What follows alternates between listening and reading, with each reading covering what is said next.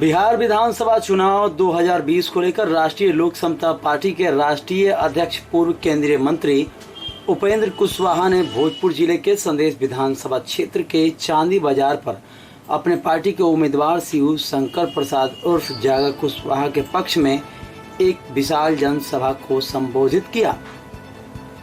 सभा को संबोधित करते हुए कहा कि बिहार में शिक्षा और स्वास्थ्य की व्यवस्था खत्म हो चुकी है। विद्यालय में शिक्षक पढ़ाने के बजाय सरकार से अपनी मांगों को लेकर हर समय धरना प्रदर्शन के साथ हाई कोर्ट और सुप्रीम कोर्ट अपने मांगों को लेकर आते जाते रहते हैं।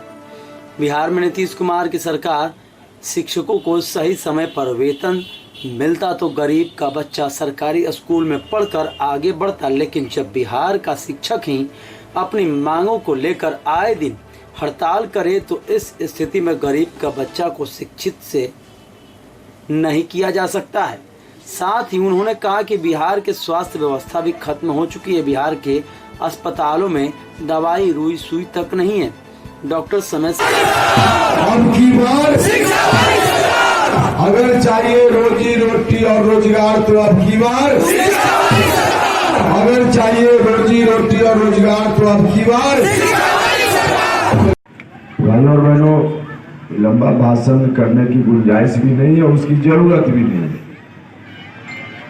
आज सुबह सुबह अखबार में हमने देखा ये नीतीश कुमार जी के हस्ताक्षर से पत्र छपा हुआ है, विज्ञापन है। पैसा देकर उस तरह का विज्ञापन छपाया जाता है तो प्रथम पेज पर छपा हुआ है नीतीश जी का पत्र। उनकी पार्टी की ओर से छपाया गया होगा। पैसा कोई भी देगा तो छपेगा, तो उस तरह से उनका छपा हुआ है। उसमें एक लाइन लिखी हुई है कि हम प्रचार में यकीन नहीं करते हैं, हम काम में यकीन करते हैं। भैया, जब प्रचार में यकीन नहीं करते हैं तो चिट्ठी छपवाने की जरूरत क्यों पड़ी आपको? चिट्ठी छपा ही रहे प्रचार के लिए। अखबार में पैसा देकर विज्ञापन देकर चिट्ठी छपवाना प्रचार ही नहीं, और क्या है? तो प्रचार कर भी रहे और कह रहे कि प्रचार में हम विश्वास नहीं रखते। ये अजीब आदमी है। जो बोलते हैं वो करते नहीं, जो करते हैं वो बोलते नहीं। जी पहचान चुके, बात बहुत लंबी लंबी करेंगे, अच्छी अच्छी बात करेंगे, लेकिन धरातल पर काम 15 साल में कहीं नहीं दिख रहा उनका। बाकी अगर काम दिखता तो चिट्ठी छपवाने की जरूरत नहीं थी। भाइयों बहनों,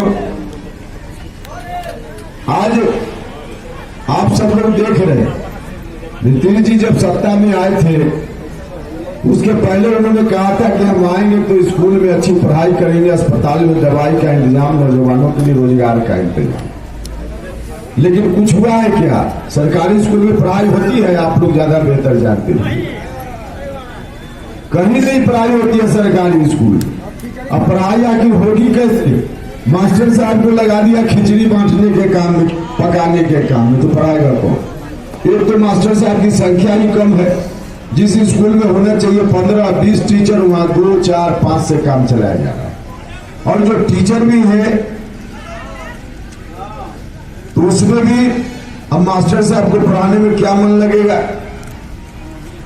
अब वेतन के लिए उनको कभी सुप्रीम कोर्ट और हाई कोर्ट दौड़ते रहना पड़ता है। देखिए, शिक्षा की समस्या का निदान तभी संभव है जब शिक्षकों की समस्या का निदान करना हो। तो शिक्षक है ही नहीं है, जो भी है, जो परेशानी में है या फिर दूसरे काम में लगे हुए, पढ़ाई लिखाई से कोई मतलब नहीं। तो स्कूल में पढ़ाई बंद, गरीब लोगों के बाल बच्चों की तकदीर बदलेगी? नहीं बदलेगी जब तक पढ़ाई लिखाई का इंतजाम नहीं। तो 15 साल में नीतीश जी ने चौपट कर दिया, कहीं कोई पढ़ाई लिखाई नहीं। अस्पताल देख लीजिए सरकारी, गरीब आदमी बीमार पड़ जाए तो प्राइवेट में नहीं इलाज कराएगा, इसलिए कि पैसा नहीं है, तो जाएगा सरकारी अस्पताल में, और सरकारी अस्पताल में डॉक्टर नहीं है, इलाज का कोई इंतजाम नहीं। 15 साल में नीतीश जी चाहते तो कर सकते थे, लेकिन नहीं किया। गरीबों के लिए जो जो कुछ किया जा सकता था, शिक्षा, स्वास्थ्य, रोजगार, अब किस तरह से मजदूर लोग, नौजवान लोग अपना पेट पालने के लिए दूसरे राज्य में भटकते रहते हैं। अगर इंतजाम यहाँ जिनके ऊपर जवाबदेही थी उन्होंने किया होता तो आज बिहार की स्थिति नहीं रहती। सब कुछ हो सकता है बिहार में सरकारी स्कूल में अच्छी पढ़ाई भी हो सकती है और सरकारी अस्पताल में अच्छा इलाज का इंतजाम भी हो सकता है। जब दिल्ली के और दूसरे राज्यों के सरकारी अस्पताल में अच्छा पढ़ाई हो सकती है, अच्छी पढ़ाई हो सकती है, तो बिहार के सरकारी स्कूल में अच्छी पढ़ाई क्यों नहीं हो सकती? यहाँ भी अच्छी पढ़ाई हो सकती है। जब दिल्ली के सरकारी अस्पताल में अच्छा इलाज हो सकता है, तो आपके गांव और बिहार के दूसरे गांव के सरकारी अस्पताल में अच्छा इलाज क्यों नहीं हो सकता? यहाँ भी हो सकता है। अगर सरकारी अस्पताल में अच्छा इलाज हो तो गरीब लोगों को दवा के अभाव में नहीं मरना पड़े। तो 15 साल में इन्होंने कुछ नहीं किया। जो लोग रोजी रोटी की तलाश में दूसरे प्रदेश में जाते हैं, मजदूर लोग, नौजवान लोग अपना पेट पालने के लिए जाते हैं, किसी तरह से 5,000 6,000 की नौकरी कहीं प्राइवेट कंपनी में मिल जाए, वहां जाकर किस तरह से दर्दन की ठोकर खाते हैं, फिर भी जाते हैं। भाइयों और बहनों, सारा काम बिहार की धरती पर संभव हो सकता था, लेकिन नहीं किया नीतीश जी। और इनके पहले जो 15 साल वाले थे पुराने, उन्होंने भी नहीं किया। उन्होंने भी बर्बाद किया बिहार को और इन्होंने भी बर्बाद किया बिहार। इसलिए हम आपसे कहने आए कि अब दोनों से मुक्ति पाइए। अगर दोनों के साथ किसी तरह से फिर लगे रह गए, उनका तो भला होगा लेकिन आपका भला नहीं होगा, आपके बाल बच्चों की तकदीर नहीं बनेगी। इसलिए हम आपसे कहने मौका दीजिए। 15 साल बड़े भाई को दे सकते हैं, 15 साल मझले भाई को दे सकते हैं, तो 5 साल उपेंद्र कुशवाहा हाथ जोड़कर अपने लिए मांगने आया। 5 साल आपसे मांगते हैं। जब हम आए हैं तो अकेले नहीं आए हैं, मेरे साथ बहन मायावती जी का आशीर्वाद भी है। बहन मायावती जी ने आशीर्वाद दिया।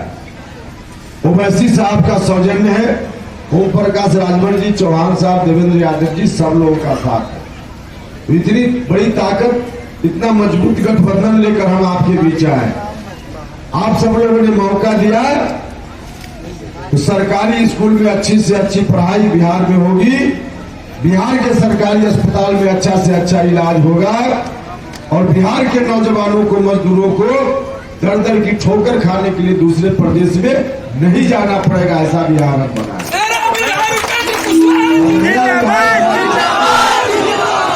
बिहार बनाना चाहते हैं। इसलिए आप सब लोगों से आग्रह है कि आप लोग एक एक कीमती वोट दीजिए। यहाँ से हमारे उम्मीदवार शिवशंकर प्रसाद उर्फ जगा सिंह जी हैं और बगल में अगुवाओं के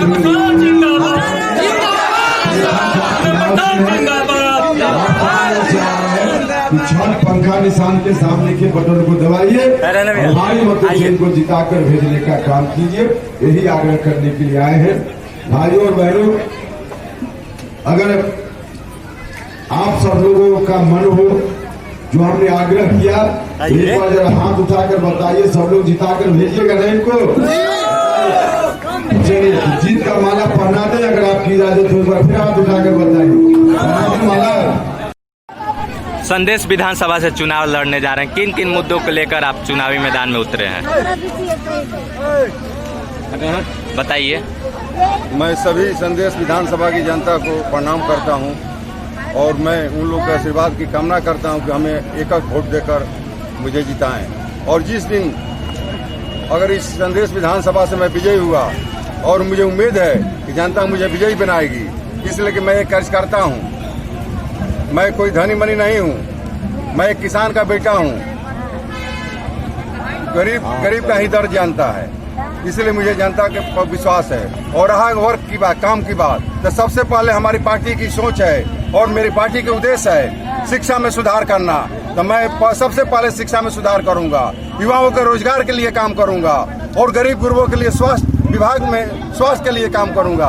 ये मेरी तीनों प्राथमिकता होगी, युवाओं को रोजगार, गरीबों को अच्छी शिक्षा और स्वास्थ्य और किसान भाइयों को सिंचाई और उनके सही समय पर खाद बीज और उनके उपज हुए अनाज को उचित दाम, ये दिवाना मेरा फर्ज होगा। संदेश विधानसभा में सड़क की जर्जर स्थिति है, उस पर आप क्या करेंगे? जो भी जनहित की सवाल है, सड़क हो चाहे गरीब गुरबों की मकान की बात हो, मैं सब बिंदु पर काम करूंगा। मैं एक कार्यकर्ता के रूप में काम करूंगा, नेता के रूप में नहीं। जिस तरह अपने घर में बेटा अपने पूरे परिवार को मिला के चलता है, जो कमी होता है उस कमी को बेटा दूर करता है, मेहनत करके उसको पूरा करता है। अगर संदेश विधानसभा में एक चीज की कमी को मैं पूरा करूंगा, यही विश्वास के साथ मैं इस मैदान में संदेश विधानसभा में जनता के आशीर्वाद मांगने के लिए आया हूं। और मुझे विश्वास है कि एक गरीब कार्यकर्ता जो जमीनी स्तर पर एक संघर्ष करने वाला साथी को यहाँ के संदेश के मतदाता और यहाँ के संदेश के हमारे युवा साथी अपने एक युवा भाई को विजयी बनाएंगे, यही मुझे विश्वास और उम्मीद है।